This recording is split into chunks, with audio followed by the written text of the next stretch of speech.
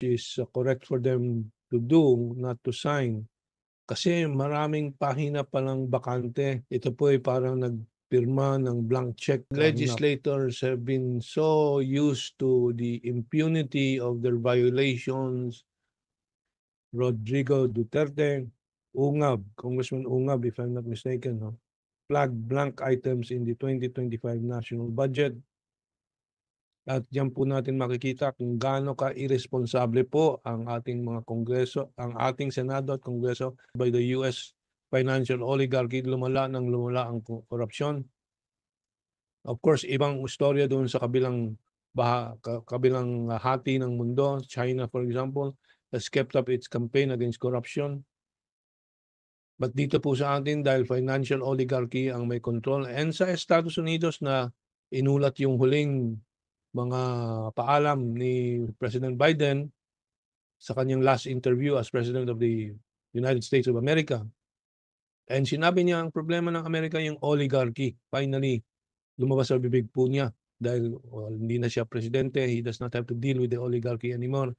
And kanyang binulgar na ang isa sa talagang problema ng Estados Unidos, the oligarchy. And ano po ang ugnayan niyan sa mga problema ng Estados Unidos at ng Pilipinas at Filipino people? Yung oligarchy po na may control ng pera po ng bayan, sila din po ang may control ng economic planning, ng economic system.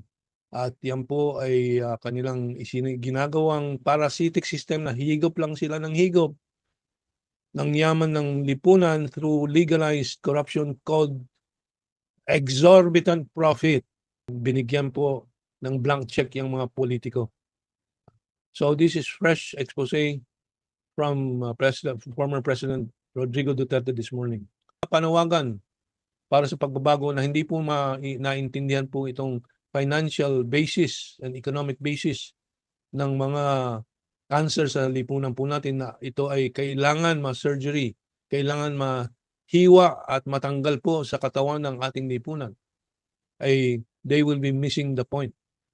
Presidente Duterte this morning exposed this with the help of their congressman in the legislature, si Congressman Ungab.